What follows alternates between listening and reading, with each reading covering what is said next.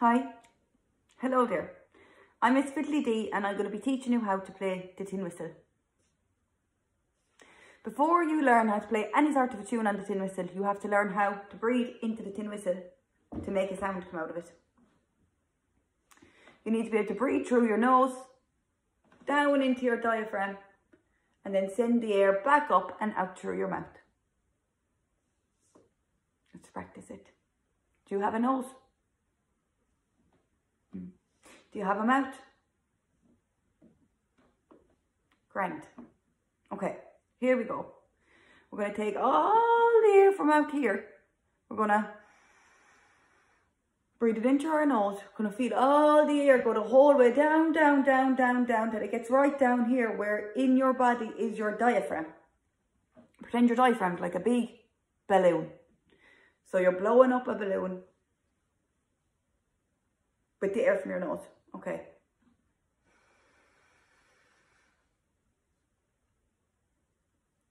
Now we're going to let it out through our mouth slowly.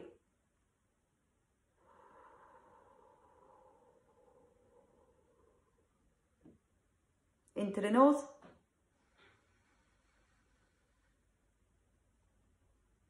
Out through the mouth.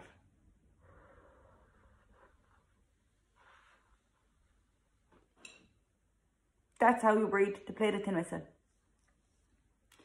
When that air comes out of your mouth, after going in through your nose all the way down through your hanging around in your diaphragm, then coming back out of your mouth again, you want it to go in through the mouthpiece of your tin whistle. When that air goes in there, even though you can't see it, it's there because you can feel it and you can hear it when it comes out of the whistle. You can't see it, but we know it's there. You blow the air in through the mouthpiece of the tin whistle. It comes out all of these holes. And the sound of it coming through the holes is what makes the sound of the whistle. Every time you cover one of these holes, it changes the sound that the whistle makes. There are 6 holes on the tin whistle.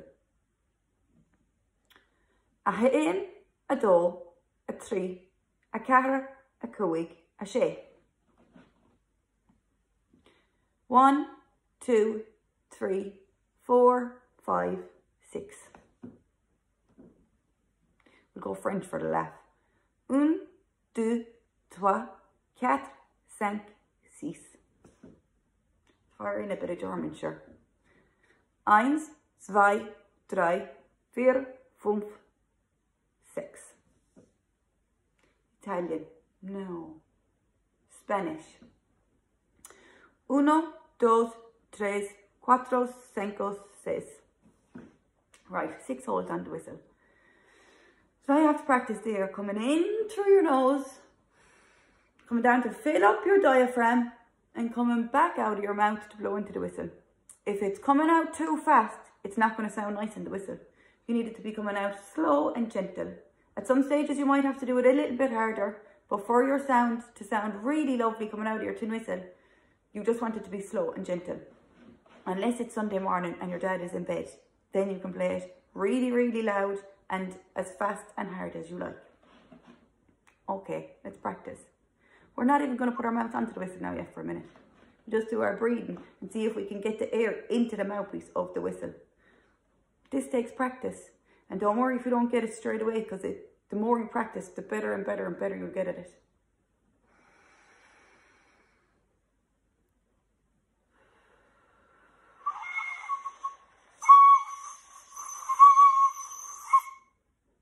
It's kind of like blowing out candles.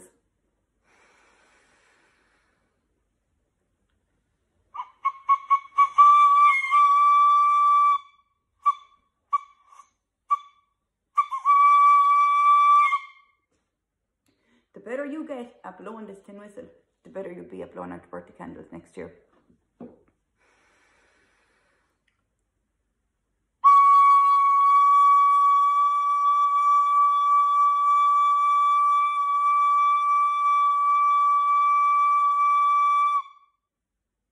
That note on the tin whistle is labelled the letter C. All of these holes have a label on them. B, A, G, F, E, D. B, A, G, F, E, D. When you're holding your tin whistle, you use your left hand on the top and you use your fingers to cover the holes. Do you have all these fingers that you can use to play the tin whistle on your left hand and on your right hand? Do you have thumbs? Take a second down there.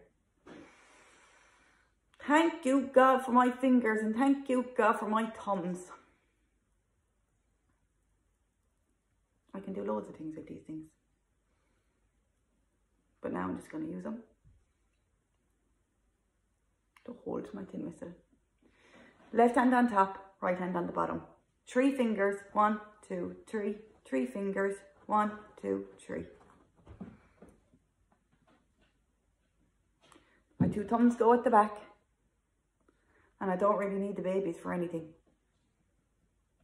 But I'm happy I have them anyway because I use them for loads of other things. Okay. I made that look really easy. And it's only easy because I've practiced so much. When you're doing this at the start, don't be getting annoyed if it's not sounding good when you put your fingers under. Because it will. The more you practice and the more your fingers grow too, the better it will sound. From now, I think we should just practice B. Thumb at the back, finger at the front. Lift up your finger, put your thumb down here. Now I'm holding it down the bottom as well. Just up and down, up and down. Just keep practicing putting it up and down, that's all. And holding it, and that it's not falling out of your hand. You want your full finger to be covering the full hole. Now, if your fingers are really small and that's your big fingers, only the size of my little baby one, it might be hard and you could be putting your finger on there and leaving a hole open. And if you leave that hole open instead of covering the whole thing, it's not going to make the same sound you want it to. So it's better if you cover the whole hole. You have to cover the whole hole, in fact. I'm using my thumb at the back and my finger to cover it. Now, you don't have to use your baby finger. That was just a demonstration for people with small fingers. It's this finger that you use. Sorry if I'm... Okay?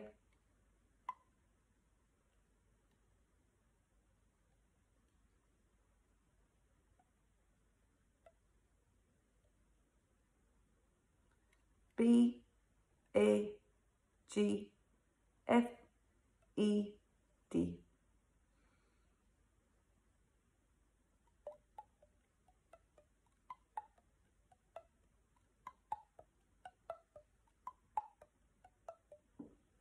I do that as much as possible.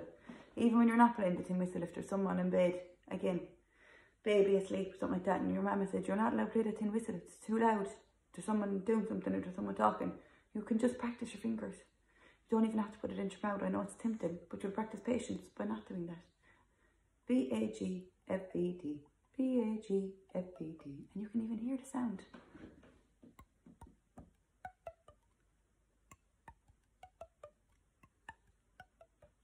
Right?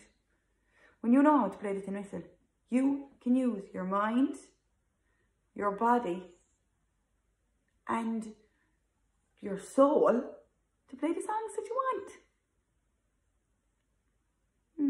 Like Old MacDonald, or like Baba Black Sheep, or Paw Patrol, or Ed Sheeran, whatever you want.